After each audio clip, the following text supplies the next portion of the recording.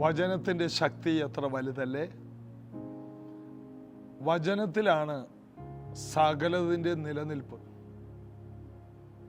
എല്ലാറ്റിനെയും ഉളവാക്കിയത് വചനം, എല്ലാ കാര്യങ്ങളെയും നിലനിർത്തുന്നത് വചനം, എല്ലാറ്റിനും ജീവൻ കൊടുക്കുന്നത് വചനം, എല്ലാറ്റിനെയും വീണ്ടെടുത്തത് വചനം.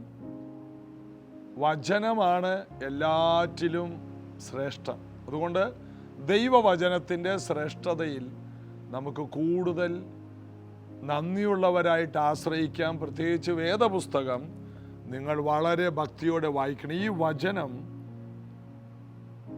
ഈ പ്രപഞ്ചത്തെ ഉണ്ടാക്കിയ വചനം.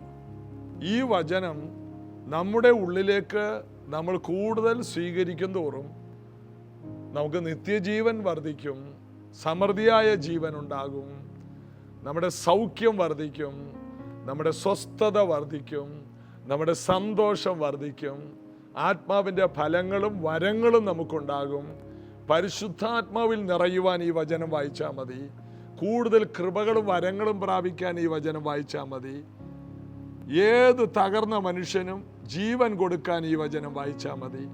അതുകൊണ്ട് ദൈവം നിങ്ങൾക്ക് തന്ന ഈ വിലപ്പെട്ട ദൈവവചനത്തെ കൂടുതൽ സ്നേഹിക്കുകയും കൂടുതൽ കേൾക്കുകയും കൂടുതൽ പഠിക്കുകയും കൂടുതൽ വായിക്കുകയും കൂടുതൽ അതിനെക്കുറിച്ച് അന്വേഷിച്ച് കണ്ടെത്തണമെന്നാണ്.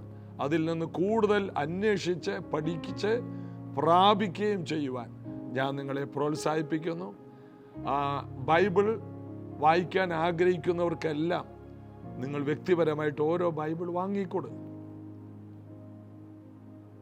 യോങ്കിച്ചോ എന്ന ദൈവദാസനെ 9ാം ക്ലാസ്സിൽ പഠിക്കുന്ന ഒരു പെൺകുട്ടി നിർബന്ധിച്ച് ബൈബിൾ വായിപ്പിച്ചതാണ്. അദ്ദേഹം ലോകത്തിലെ ഏറ്റവും വലിയ സഭയുടെ പാസ്റ്ററായി മാറി. കൊറിയയിലെ 1/3 ജനങ്ങളെ അദ്ദേഹം യേശുവിങ്കിലേക്ക് തിരിച്ചു. ഒരു പെൺകൊച്ച് ബൈബിൾ മേടിച്ചു കൊടുത്താണ്. നിങ്ങൾ പ്രാർത്ഥിച്ച് പലരെയും ദൈവവചനത്തിലേക്ക് കൊണ്ടുപോവാ. നിങ്ങൾക്ക് ചെയ്യാൻ കഴിയുന്നതിനേക്കാൾ വലുതായിരിക്കും നിങ്ങൾ ബൈബിൾ വാങ്ങിക്കൊടുത്തപ്പോൾ അത് വായിച്ച് വളർന്നൊരു വ്യക്തി ചെയ്യാൻ പോകുന്നത്. പ്രാർത്ഥിച്ച് നിങ്ങളൊരു ബൈബിൾ വാങ്ങിക്കൊടുക്കാൻ നിങ്ങളെ ഞാൻ പ്രോത്സാഹിപ്പിക്കുന്നു.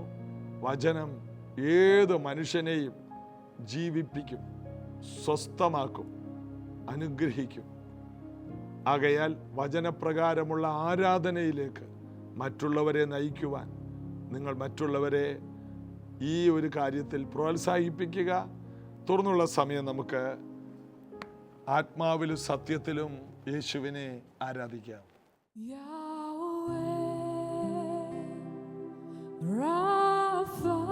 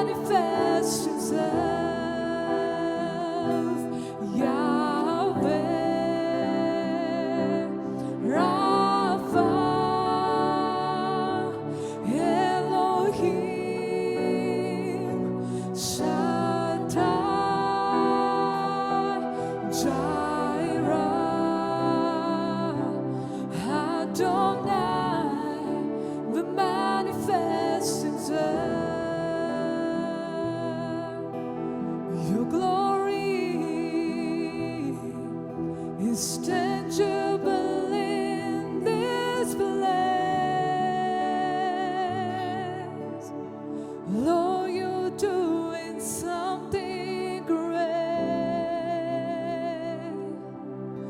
Awaken supernatural faith.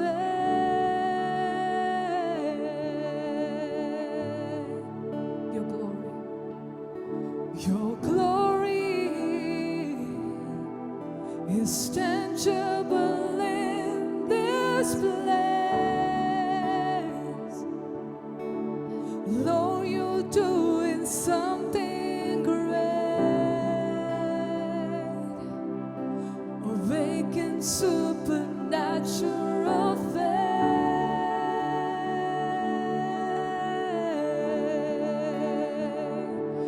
Yahweh, Rapha, Elohim, Shaddai, Jireh, Adonai will manifest himself. Yahweh, Rapha, Elohim, Shaddai, Jireh, Adonai will manifest himself.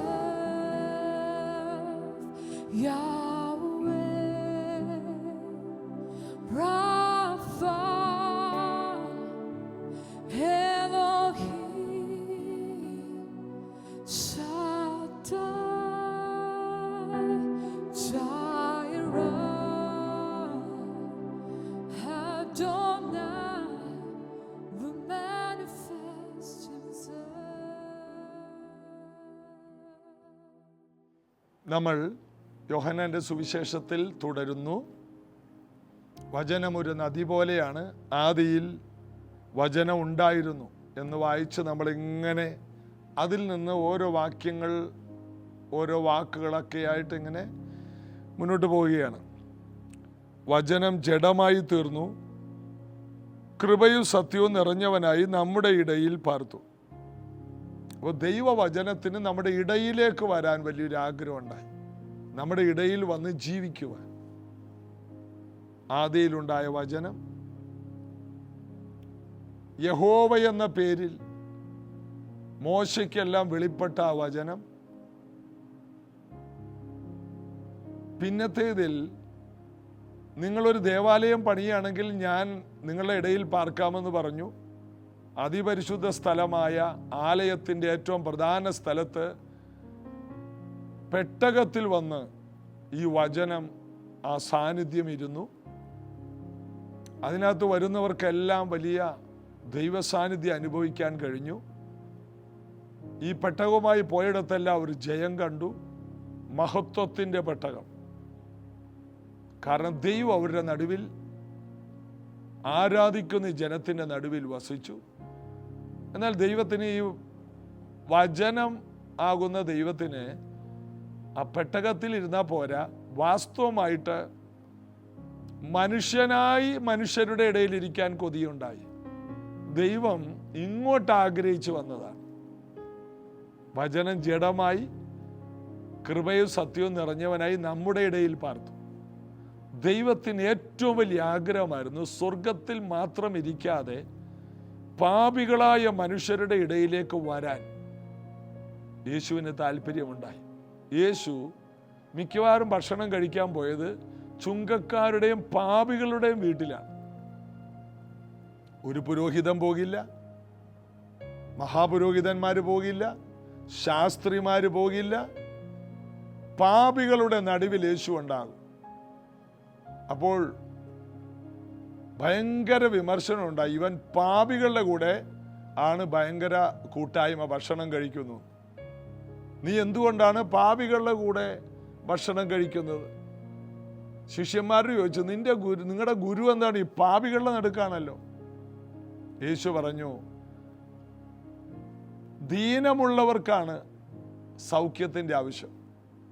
ഞാൻ രക്ഷിക്കാൻ വന്നത് പാപികളെയാണ്. സൗഖ്യമുള്ളവർക്ക് വൈദ്യൻ്റെ ആവശ്യമില്ലല്ലോ. രോഗമുള്ളവർക്കാണല്ലോ വൈദ്യൻ്റെ ആവശ്യം. ഞാൻ വന്നത് സൗഖ്യമുള്ളവരെ തേടിയല്ല, ഞാൻ വന്നത് ആർക്കും വിടുവിക്കാൻ കഴിയാത്ത വ്യക്തികളെ തേടിയാണ്. മഹാപാപികളെ, ആർക്കും രക്ഷപ്പെടുത്താൻ കഴിയാതെ പാപത്തിൽ കുഴഞ്ഞു പോയവരെ, ശാപത്തിൽ കിടക്കുന്നവരെ, എവിടെ ചെന്നാലും അങ്ങനെയുള്ളവരെ യേശു ശ്രദ്ധിക്കും. ഒരു പള്ളിയിൽ ചെന്നപ്പോൾ അവിടെ എല്ലാം മഹാന്മാരായിട്ടിരിക്കുന്നു. യേശു ഇങ്ങനെ ചുറ്റും നോക്കിയപ്പോൾ ഒരു മനുഷ്യൻ്റെ കൈ വരണ്ടിരിക്കുന്നു. യേശുവിൻ്റെ ശ്രദ്ധയിൽ അതാ പെട്ടത്. ബാക്കിയെല്ലാം VIP-കളും VVIP-കളുമാണ്. ഒരു മനുഷ്യൻ മാത്രം, ഒരു പാവപ്പെട്ടവൻ. യേശു ഉടനെ അവനെ സൗഖ്യമാക്കി. ഭയങ്കര വിമർശനമായി. ആരവിടെ കുഴഞ്ഞിരിക്കുന്നു അവനെ കർത്താവ് വിടുവിക്കും. ഒരിക്കൽ പള്ളിയിൽ ചെന്നപ്പോൾ 10-18 വർഷമായിട്ട് കൂനിയായ ഒരു സ്ത്രീ ഉണ്ടായി. യേശു അവളെ നിവരുമാറാക്കി. അപ്പം ഇതെല്ലാം ശബത്തിലാണ് നടന്നത്. ശബത്ത് ഈ യഹൂദന്മാരുടെ ഒരു പ്രധാനപ്പെട്ട ഒരു ദിവസമാണ് ശബത്ത്. ആ ദിവസം അത് ചെയ്തതുകൊണ്ട് അവർ വലിയ വഴക്കുണ്ടാക്കി. യേശുവിന് ഇതൊന്നൊരു വിഷയമേ അല്ല. യേശുവിനെ നശിപ്പിക്കാൻ അവർ പ്ലാൻ ചെയ്തു. യേശുവിന് അതൊരു വിഷയമല്ല. യേശു പറഞ്ഞു, നിങ്ങൾ ഈ മന്ദിരം പൊളിപ്പീൻ, 3 ദിവസം കൊണ്ട് ഞാനതിനെ പണിയും. നിങ്ങളെ പാപികളുടെ അടുത്തോട്ട് പോയി അവർ രക്ഷിക്കില്ല. ഞാൻ പോയാൽ നിങ്ങൾ എന്നെ കല്ലെറിയൂ. ഇത് വിചിത്രമായിരിക്കുന്നല്ലോ. ഞാൻ വന്നത് അവരുടെ ഇടയിൽ പാർക്കാനാണ്. ഒരു സത്യം ഇതിൽ നിന്ന് അറിയണം. യേശു വന്നത് ആർക്കും വേണ്ടാത്ത, ഏറ്റവും കൊള്ളരുതാത്തവരെ തേടിയാണ്. അതുകൊണ്ട് ഇത് കേൾക്കുന്ന ആരെങ്കിലും ഒത്തിരി ചിത്തയായി പോയെങ്കിൽ നിന്നെയാണ് യേശു നോട്ടമിട്ട് വന്നിരിക്കുന്നത്. നിന്റെ കൂടെ പാർക്കണം, നിന്നെ സഹായിക്കണം, നിന്നെ വിടുവിക്കണം. ഒരിക്കൽ യേശു യെരിഹോവിലൂടെ നടന്നു പോകുമ്പോൾ ഒരു വഴിയുടെ ഒരു സ്ഥലത്തെത്തിയപ്പോൾ നിന്നു. വളരെ വേഗത്തിൽ യേശു പോകുന്നു. ശിഷ്യന്മാരും എല്ലാം കൂടെയുണ്ട്, ബഹുപുരുഷാരമുണ്ട്. ബ്രേക്ക് ഇട്ടതുപോലെ യേശു നിന്നു. അപ്പോൾ ബാക്കിയുള്ളവരും അങ്ങോട്ട് ബ്രേക്ക് ഇട്ട് നിന്നു. എന്താണെന്ന് ആർക്കും അറിയില്ല. അത്യാവശ്യമായിട്ട് പോകുന്ന വഴിക്ക് ഒരാൾ ബ്രേക്ക് ഇട്ടാൽ പിന്നെ ബാക്കിയുള്ളവർ നിൽക്കണം. യേശു മുകളിലോട്ട് നോക്കി. എല്ലാവരും മുകളിലോട്ട് നോക്കി. ഒന്നും കണ്ടില്ല. ഒരു മരം, ആ മരത്തിൽ ഇലയല്ലാതെ വേറൊന്നും കാണാനില്ല. ഒരത്തി, ആ അത്തിയുടെ മുകളിൽ പ്രത്യേകിച്ച് കാണാനൊന്നുമില്ല. എന്നാൽ യേശു ഒരു വിളി വിളിച്ചു, സക്കായിയെ, വേഗം ഇറങ്ങി വാ, ഇന്ന് ഞാൻ നിന്റെ വീട്ടിൽ പാർക്കേണ്ടതാണ്. എല്ലാവർക്കും ആഗ്രഹമാണ് യേശു അവരുടെയൊക്കെ വീട്ടിൽ പാർക്കണമെന്ന്.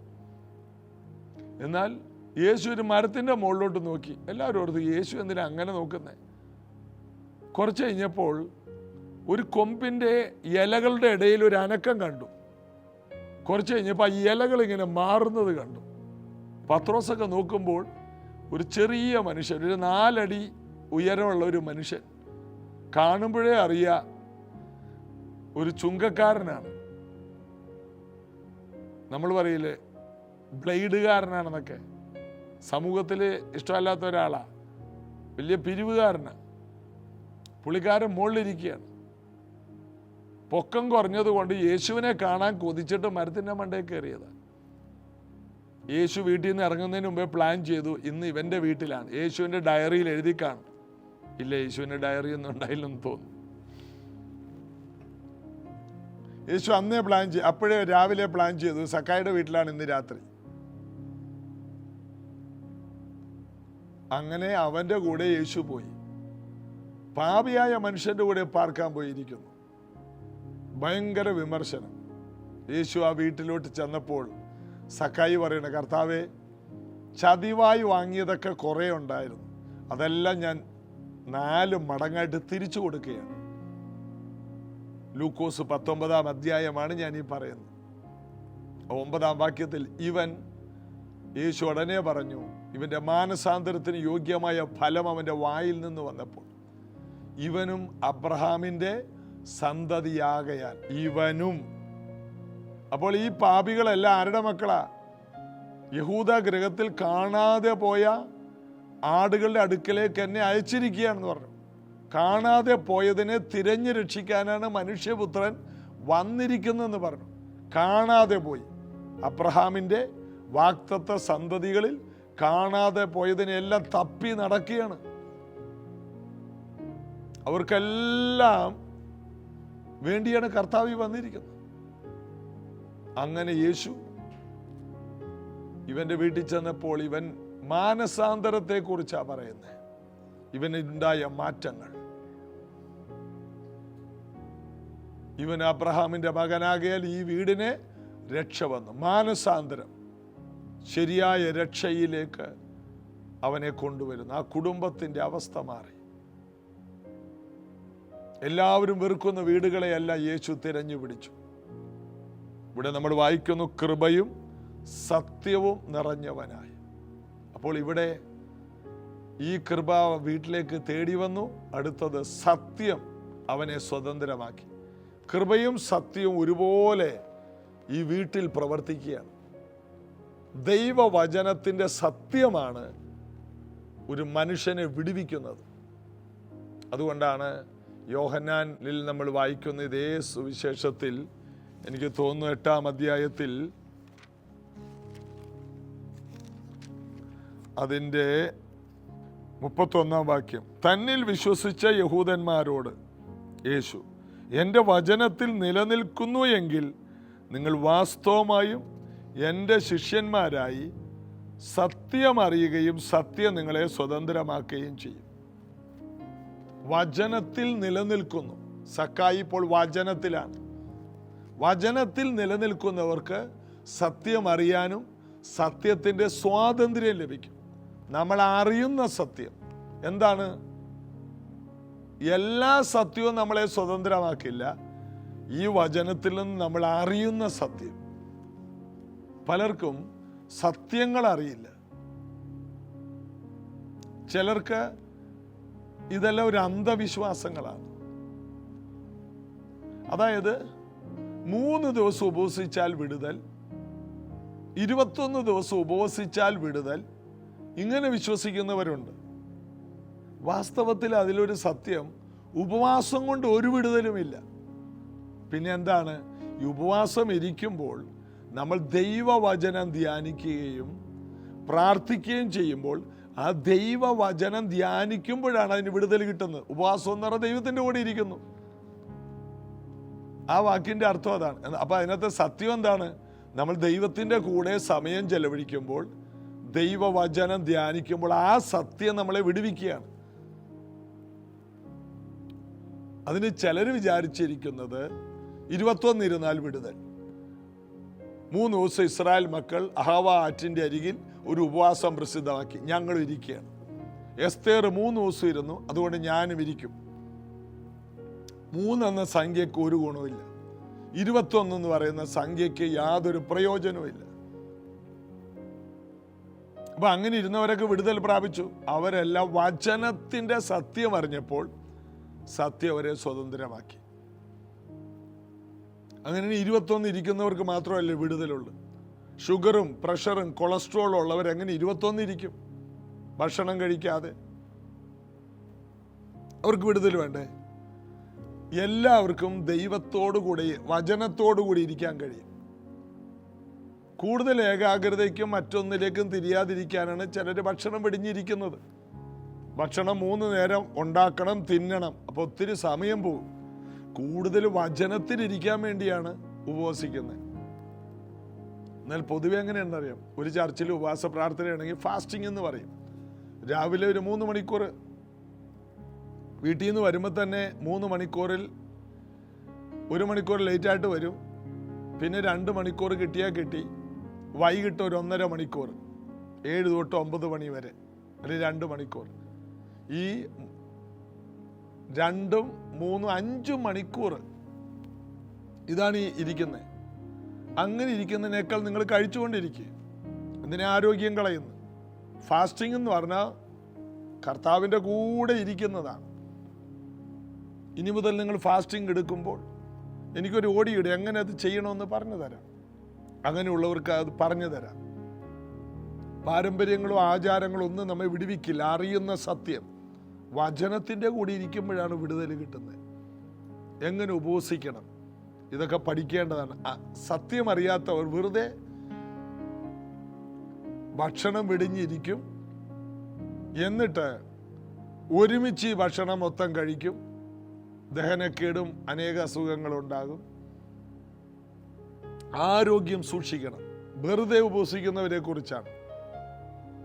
ഈ കാര്യങ്ങളൊന്നും ഇന്നത്തെ ദൈവസഭകൾ പഠിപ്പിക്കുന്നില്ല എന്നുള്ളത് ദുഃഖമാണ്. അറിയണം. സത്യം അറിയുമ്പോൾ സത്യം നമ്മെ സ്വതന്ത്രമാക്കും. ഞാനതൊക്കെ അറിയാൻ വൈകിപ്പോയി. ഞങ്ങൾക്കും ഇത് അറിയില്ലായിരുന്നു. 21-40 ഇരിക്കുമ്പോൾ ഇങ്ങനെയുള്ള അറിവുകളില്ലായിരുന്നു. അപ്പോൾ അറിയുന്ന സത്യം നമ്മെ സ്വതന്ത്രമാക്കും. വചനം ജഡമായി തീർന്നു, കൃപയും സത്യവും നിറഞ്ഞവനായി. അപ്പൊ യേശുവാകുന്ന സത്യം നമ്മെ വിടുവിക്കും. യേശുവിൻ്റെ കൃപ നമ്മെ തേടി വന്നു. അതുകൊണ്ട് തീർന്നില്ല. കൃപ ലഭിച്ചതുകൊണ്ട് നമ്മൾ ഈ സത്യം അറിഞ്ഞു. ഇനി എല്ലാ സത്യങ്ങളും നാം ഇരുന്ന് വായിച്ച് മനസ്സിലാക്കി സത്യം അറിഞ്ഞ് ഓരോന്നിൽ നിന്ന് നമ്മൾ പുറത്തു വരണം. എന്തൊക്കെയോ അന്ധതകളിൽ നമ്മൾ കിടപ്പുണ്ട്. അതിൽ നിന്നെല്ലാം നമുക്ക് പുറത്തു വരാൻ കഴിയും. ഉദാഹരണത്തിന്, ചിലർക്ക് ദൈവം പരിശുദ്ധാത്മാവിനെ കൊടുക്കൂ, ഇല്ല എല്ലാവർക്കും. ചിലർക്ക് ദൈവം വലിയ ശുശ്രൂഷ കൊടുക്കൂ, ഇല്ല. ദൈവം എല്ലാവരെയും അമ്മയുടെ ഉദരത്തിൽ ഉണ്ടാകും മുമ്പേ വിളിച്ചവരാണ്. ഈ രക്ഷിക്കപ്പെട്ട് വന്നവരല്ല. എല്ലാവർക്കും ശുശ്രൂഷയുണ്ട്. സഭയിൽ ചിലർക്കുള്ളതാണ് ശുശ്രൂഷ എന്ന് തെറ്റിദ്ധാരണയാണ്. അതുകൊണ്ട് 2-3 പേര് സ്റ്റേജിലും ബാക്കി 95-98% മുൻവശത്ത് ഇരിക്കും. ജീവിതകാലത്ത് ഒരിക്കലും ആ മുൻപിലിരിക്കുന്നൊരു സ്റ്റേജിൽ വരില്ല. അതിൻ്റെ കാരണം ശുശ്രൂഷ എന്നുള്ളത് ഇവർക്ക് ഉള്ളതല്ല എന്നിവർ ചിന്തിച്ചു. മാത്രമല്ല, ദൈവവേലക്കാർ പോലും അവരുടെ മക്കളെ പഠിപ്പിച്ച് വേറെ കാര്യങ്ങളിലോട്ട് മാറ്റുകയാണ്. കാരണം ശുശ്രൂഷ എന്നുള്ളത് വലിയ ഭാവിയാണ് എന്നുള്ളത് ഉള്ള സത്യം ഈ ദൈവവേലക്കാർക്ക് പോലും അറിയില്ല. അതുകൊണ്ട് അവരുടെ മക്കളെ ഈ ശുശ്രൂഷയിലോട്ട് ഒരിക്കലും തിരിക്കുന്നില്ല. സത്യം അറിയുന്നില്ല. സ്റ്റേജിൽ നിൽക്കുന്ന അഭിഷിക്തർ പോലും ഈ സത്യം അറിയുന്നില്ല. ഭൂമിയിൽ വെച്ച് ഏറ്റവും വലിയ ശുശ്രൂഷയാണ് യേശുവിനെ സേവിക്കുക, കർത്താവിൻ്റെ വേല ചെയ്യുക, നിങ്ങളുടെ മക്കളെ അതിലേക്ക് നയിക്കുക. നിങ്ങൾ ഇന്ന് വരെ കർത്താവിൻ്റെ വേല ചെയ്തില്ലെങ്കിലും നിങ്ങളുടെ മക്കളെ കർത്താവിൻ്റെ വേലയിലേക്ക് പ്രോത്സാഹിപ്പിക്കുക. കൊയ്ത്തനവധിയുണ്ട്, വേലക്കാർ ചുരുക്കം. ഈ സത്യം ആര് ഈ വേലയിലേക്ക് ചൂട് വെക്കുന്നുവോ ആ കുഞ്ഞുങ്ങളും അവരുടെ മാതാപിതാക്കളും അനുഗ്രഹിക്കപ്പെടും. കർത്താവ് അതിനുള്ള കൃപ നിങ്ങൾക്ക് തരട്ടെ. പ്രാർത്ഥിക്കാം. യേശുവിൻ്റെ നാമത്തിൽ ഈ ദൈവവചനങ്ങൾ കേട്ട ഓരോ പ്രിയപ്പെട്ടവർക്കും ദൈവവേല ചെയ്യുവാൻ, ഈ സത്യത്തിലേക്ക് കൂടുതൽ ആകർഷിക്കപ്പെടാൻ കൃപയുണ്ടാകട്ടെ എന്ന് പ്രാർത്ഥിക്കുന്നു. ഇവരോരോ ദിവസവും കേൾക്കുന്ന ഈ വചനപ്രകാരം വലിയ മാറ്റങ്ങൾ ഈ കുടുംബങ്ങളിൽ ഉണ്ടാകട്ടെ. വലിയ ദൈവപ്രവർത്തികൾ ഇവർക്കുണ്ടാകട്ടെ. കർത്താവിൻ്റെ വേലയിൽ വർദ്ധിച്ചു വരുന്നവരായി ഇവർ തീരട്ടെ, അഭിഷിക്തരായി തീരട്ടെ. വലിയ കൊയ്ത്തിലേക്ക് ഇറങ്ങിച്ചെല്ലുന്ന വലിയ വേലക്കാരായി തീരുവാൻ യേശുവേ ഞാൻ ഇവർക്ക് വേണ്ടി അപേക്ഷിക്കുന്നു. ജീസസ് എവരിഡേ ശ്രദ്ധിക്കുന്ന എല്ലാവരും ദൈവവേലക്കാരായി മാറട്ടെ, യേശുവിൻ നാമത്തിൽ ആമേൻ. യേശുവിൻ്റെ ഏറ്റവും വലിയ ആഗ്രഹവും പ്രാർത്ഥനയാണ്. അതിലേക്ക് ഞാൻ നിങ്ങളെ പ്രോത്സാഹിപ്പിക്കുന്നു. നിങ്ങളെല്ലാവരും സുവിശേഷം അറിയിക്കണം. ബിസിനസ് ചെയ്തും ജോലി ചെയ്യുമ്പോഴും പഠിക്കുമ്പോഴും എല്ലാം ഇത് അറിയിക്കാനും ചെയ്യാനും കഴിയും. അതുകൊണ്ട് നിങ്ങളാരും ഫുൾ ടൈം മിനിസ്ട്രിയിൽ ഇറങ്ങുന്ന കാര്യമല്ല പറഞ്ഞത്. നിങ്ങളുടെ സമയങ്ങളെ ക്രമീകരിച്ച് നിങ്ങൾ കർത്താവിൻ്റെ വേല ചെയ്യണം. കർത്താവിൻ്റെ വേലക്കാരായി വർദ്ധിച്ചു വരണം. നിത്യതയിലുള്ള വലിയ പ്രതിഫലങ്ങൾ കൊയ്യണം. കർത്താവ് അനുഗ്രഹിക്കട്ടെ. ഇതേ സമയത്ത് നാളെയും കാണാമല്ലോ. God bless you.